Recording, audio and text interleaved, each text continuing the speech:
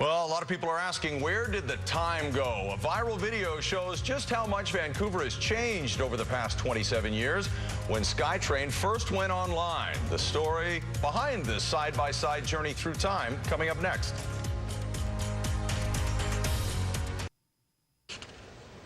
A fascinating trip through Metro Vancouver's past on SkyTrain, thanks to a BC videographer. That is the focus of NewsHour Insight tonight. Deb Hope joins us now with more. Yes, thanks, Chris. It's not just a trip through the past, but also a remarkable look at how much things have changed. John Ball took a ride on the Expo line last year and got the whole trip on video. Then he took video from the same trip 27 years ago when SkyTrain first started up and put the two side by side. Jazz Johal reports. This video was posted on YouTube last week and since then has been tweeted and linked to various social media. It shows a split screen out the front window of a SkyTrain car traveling from Vancouver to Surrey. On the left, footage filmed in 1986, and on the right, footage from 2012. It's a back to the future view of the city and a reminder of how much Vancouver has grown. And I found this older footage and thought, what if I were to retake this exactly as we saw it back then? What would the change be? I'll try and get as close to what I would see on this video. 23-year-old Kamloops resident John Ball put the video together. Ball says he had the idea for a while, but only completed the edit for the simultaneous ride last week. Vancouver is a very different place than it was almost 27 years ago now.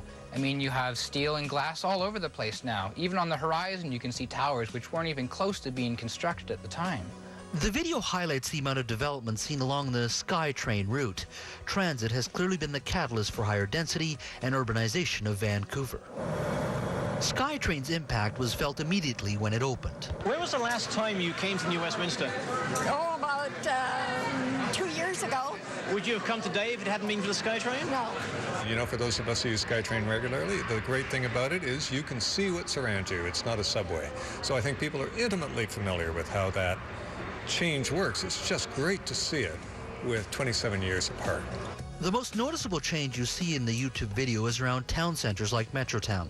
Census numbers show the population within 800 meters of the Metrotown station grew from 12,663 in 1991 to 19,770 in 2006. In 2011, the census showed 25,321 people living in the Metrotown area, or 11% of Burnaby's population. This is a case where here's what we said we wanted to do, and we actually went and did it. But Burnaby more than Vancouver. It's not just the SkyTrain line. At Brentwood Mall in Burnaby, you can see the impact of the Millennium Line as high-rises continue to be built in the midst of a sluggish economy. Along the Canada Line route, there's a controversial billion-dollar proposal to redevelop the sprawling 28-acre Oak Ridge site, which would include 13 residential towers. Let's give Bob Rennie, he was the one who came up with the quote, these days it's not location, location, location, it's transit, transit, transit. As an investment, Expo line was perhaps one of the best things that's ever happened to this region, and it's nice just to see it in a single video. Jazz Johal, Global News. Isn't that remarkable? It really is. And while we're looking back on Vancouver's past, we should note that 30 years ago, BC Place opened for the first time. It's been around so long, it's hard to remember the excitement of BC getting its first covered stadium. In fact, at the time, it was the world's largest air-supported roof. Since then, it's seen everyone from Pope John Paul II to Madonna and, of course, the opening and closing ceremonies of the 2010 Winter Games. And Chris, that's tonight's Insight.